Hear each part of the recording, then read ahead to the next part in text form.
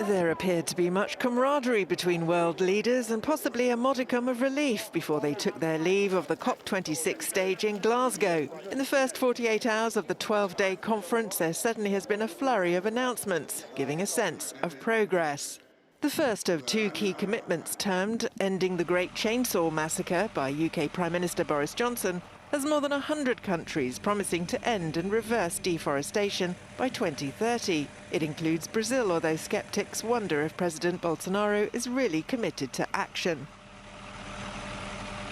A similar number backed a joint initiative by the EU and USA to cut methane emissions by 30% by 2030, although the biggest emitters, Russia, China and India, were not among them. And later there was a pledge by more than 40 leaders to boost the uptake of low-carbon technologies. Host of the conference, Boris Johnson, said he was optimistic, but still cautious. We must take care to guard against false hope and not to think in any way that the job is done, because it is not. There is still a very long way to go. My message to them, to the negotiators, is very simple.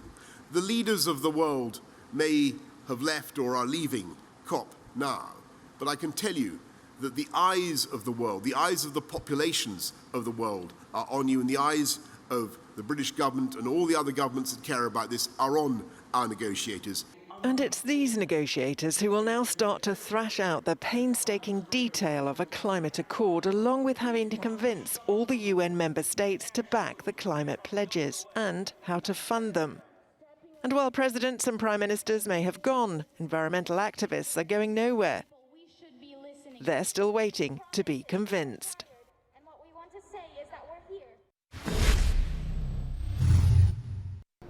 After the political announcements, it is time for commitments during this COP26. More than 100 countries have promised to reduce their methane emission by 30% by 2030. It is an unprecedented plan, as it is the first of its kind concerning this pollution. Things have accelerated after a few weeks. 8 countries have joined the movement launched in September by the European Union and the United States, who have engaged the discussion. But there are notable absences such as China, India or Russia. This Wednesday will be marked by the seal of finance and, amongst other things, by commitments from developed countries to developing countries. It is certain that rich countries will not reach the $100 billion promised initially by 2020. This money is supposed to help lower-income countries to face the climate change and losses due to extreme weather events.